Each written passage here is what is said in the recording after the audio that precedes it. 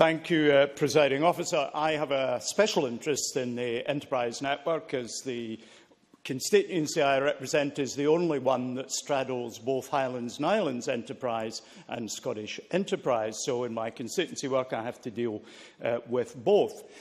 It is markedly different, the experience in Highlands and Islands, where at the centre of their activity is the social concerns, a much more business focus in the south of Scotland. I commend the Highlands and Islands enterprise model to the rest of Scotland.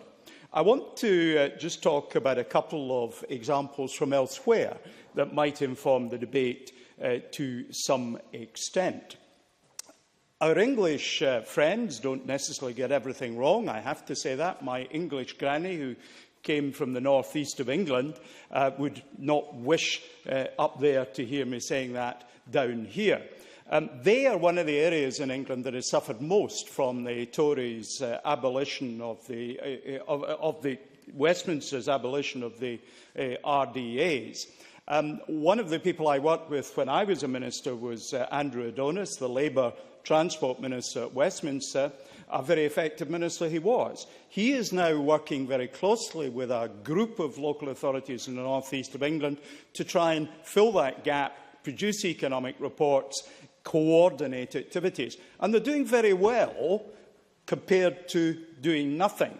But they're denied the tools, as the report that he's published makes clear, that would enable them to compete as effectively with Scotland as they would wish. Many people in the north-east of England are now looking to us to see what ways we can collaborate across that border, and I wish them well in that endeavour.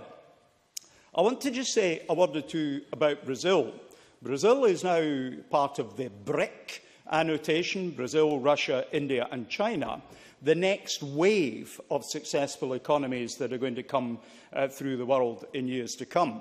When I visited Brazil in 1982 for 8 days, Brazil was in very deep difficulties indeed. Indeed, in the 8 days I was there, the value of the Cruzeiro, their currency, halved. And by the time I got back home and received my credit card statement with my transactions from Brazil, what I actually had to pay was less than 1/5 of what actually the price had been when the transaction was conducted.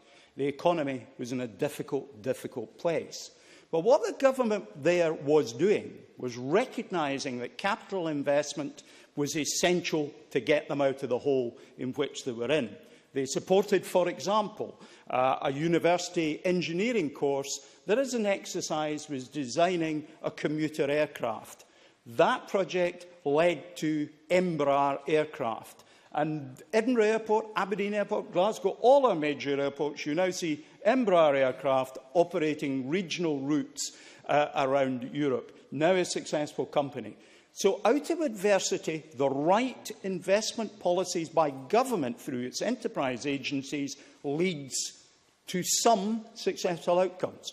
Don't let's imagine, however, every investment will be successful. Indeed, it is necessary that we are not so risk-averse as to only invest in things that are certainties.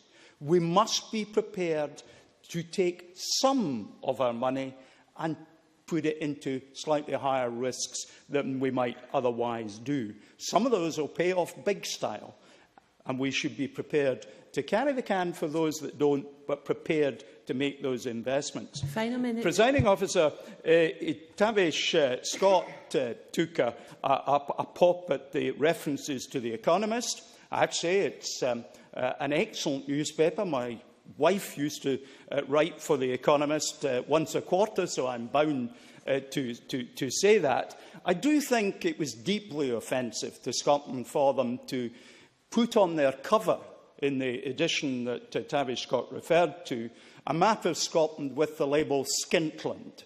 It was actually quite disjoint from the article inside. I confess, you won't tell anyone that I did this, that for some months afterwards, whenever I went through a railway station, I moved The Economist behind other magazines. So ashamed was I that my people would be buying it. Presiding Officer, to use the word of the Minister, I've got oodles more I could say. Would that I had the time to do so. Thank you very much.